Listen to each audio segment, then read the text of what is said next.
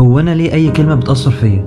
ولو حد انتقدني او اداني تعليق سلبي بتضايق جدا وبفضل فاكره.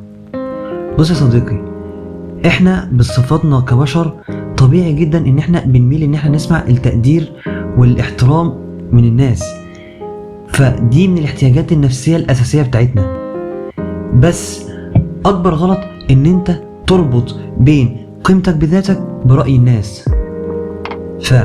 يعني مثلا انت لو في حد جه قالك ان انت مش ناجح او انت مش حلو، فانت لو صدقت ده فده معناه ان انت عندك مشكلة في تقديرك لذاتك، عندك نقص في الثقة بالنفس، مش كفاية عندك. فبالتالي انت في جزء من جواك مصدق الكلام ده، حتى لو انت عارف انه مش حقيقي بس بيكون في جزء من جواك مصدقه. علشان كده بتفضل دايما تفكر في الكلمة دي وبتكون مؤثرة عليك نفسيا، وممكن تسبب لك ايام، في ناس حرفيا ايام مش بتنام لو حد قال لهم تعليق سلبي، بيفضلوا يفكروا فيه ويعملوا اوفر ثينكينج. فده بيدل ان انت ما عندكش نضج نفسي كفايه، ان انت رابط بين ثقتك بنفسك او امكانياتك وقوه ذاتك باراء الناس.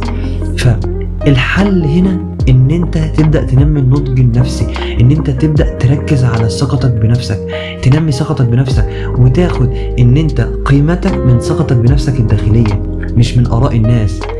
فهو ده الحل لموضوع ان انت النقد او رأي الناس بيأثر عليك. فلما انت تبدأ تاخد الثقة وتبدأ تاخد قيمتك من ثقتك بنفسك ومن ذاتك، فانت رأي الناس بالنسبة لك مش هتهتم بيه، هيبقى بالنسبة لك مجرد رأي. هتبدأ تدرك ان دي مجرد آراء، يعني انت مهما عملت مش الناس كلها تجتمع عليك ان انت شخص كويس.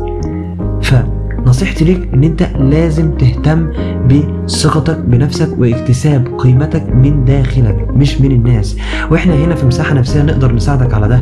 فلو انت عندك اي مشكلة مع نقطة الثقة دي تقدر تسيبها لنا في كومنت او تتواصل معنا على رسائل الصفحة. فيفضل ان انت تعمل لنا فولو لو انت حابب ان انت تعلي من صحتك النفسية وتكون واحد مننا، وحاول ان انت تعمل لنا لايك على الفيديو ده وتشوف الفيديوهات القديمة.